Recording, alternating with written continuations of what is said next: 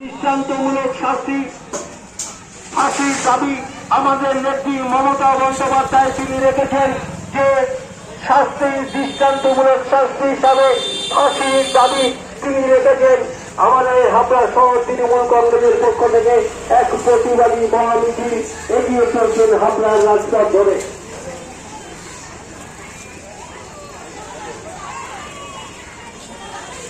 সম্প্রতি আর্জিকর ঘটে যাওয়া যে নারকীয় হত্যাকাণ্ড, যে মহিলা ডাক্তার নির্দেশী যে হত্যাকাণ্ড, সেই প্রতিবাদে আজকে আমাদের মহামিছিল,